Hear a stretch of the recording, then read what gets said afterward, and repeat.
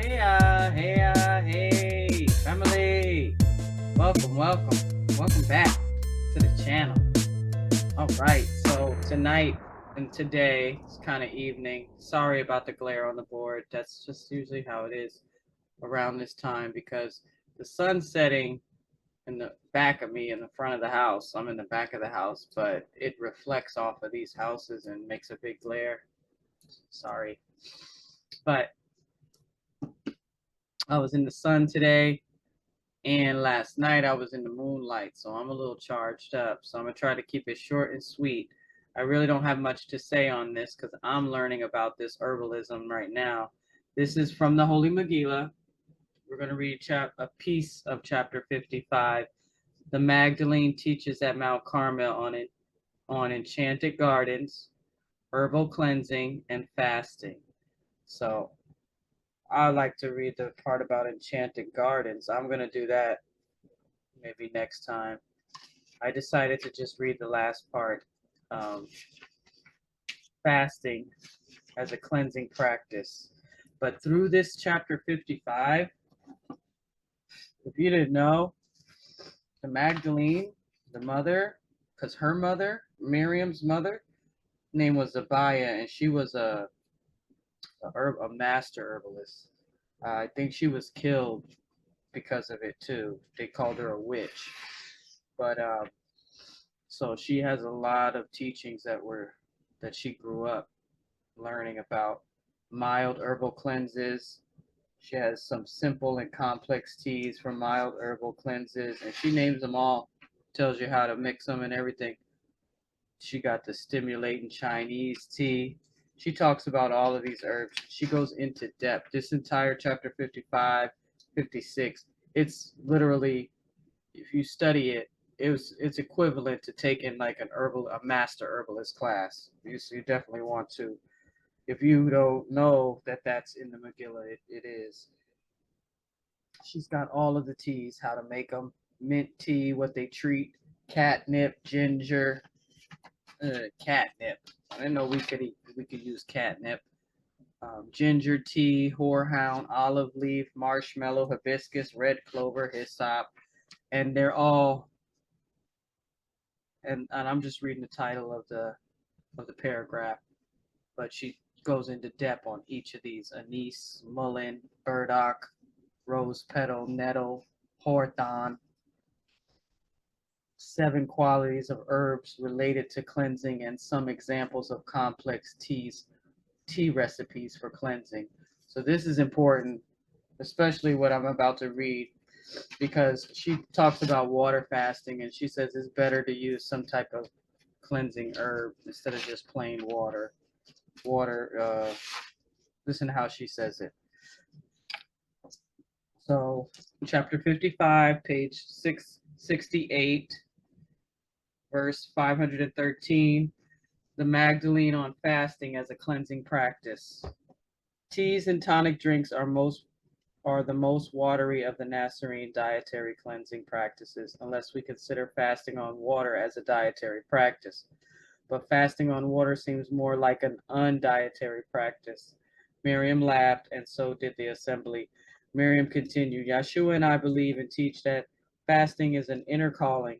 Nobody should tell another person to fast. That's kind of like what my research was too. When I first went vegetarian, most of the research I did about fasting, I didn't find anything that um, specifically said fasting is like a spiritual practice. Like if you're spiritual, you fast. But I did find a lot about fasting for your health. Something like a 3-day fast resets your digestive system, and you get like there are a lot of benefits, health benefits to fasting, and some spiritual too. She makes a mention of it about spiritual benefits in here, because when you get rid of those low vibrational parasites, if you have any, your vibration is going to raise. So there are spiritual benefits from fasting, but it's not like a required spiritual practice. This is how she says it. Although there are potential health and spiritual benefits, water fasting is not without risk. I have personally known persons that died before they reached their preordained day to end their fast. Rather than listen when their body told them that it needed to be fed, they starved their body to death. Behold, long water fasts are risky, and no one should tell another to fast. But if you are called inwardly to fast, fast, but do not declare in advance the length of your fast, or if you have chosen to fast a certain number of days, at least listen carefully to your body and end the fast if it so advises. Better you fast less days than you set out to accomplish than to drop your body due to not listening to it. When I, on occasion, feel called to fast on water, I choose a sunny day and a place and I place the water in the sun before drinking. I sunbathe a good portion of that day, not only because it promotes cleansing, but because it provides a subtle sort of energy that empowers the fast. Another liquid fast that I have on occasion enjoyed is to drink tea of whatever herb that intuition, coupled with ongoing herbal studies, advises for each day of the fast. One can also fast on watery broth, of course, like a vegetable broth, right? The other common liquid fast is juice or juice diluted in water. It is better to drink the juice of green leafy herbs combined with watery cucumbers. I call that formula greens and cucumber juice, than to drink the juice of sweet fruits and thus overdo sugar. Wherefore, my warning on juice fasting is this: be wary of overdoing sugar. One of my favorite drinks for a fast or any other time is to combine the greens and cucumber juice with ginger tea. If you have worms, a portion of your liquid fast should include teas with anti-parasitic herbs in conjunction with the daily enema. The enema water must first be boiled, otherwise you might intake parasites into the very region from which you are attempting to expel them. The enema can include anti-parasitic tea water.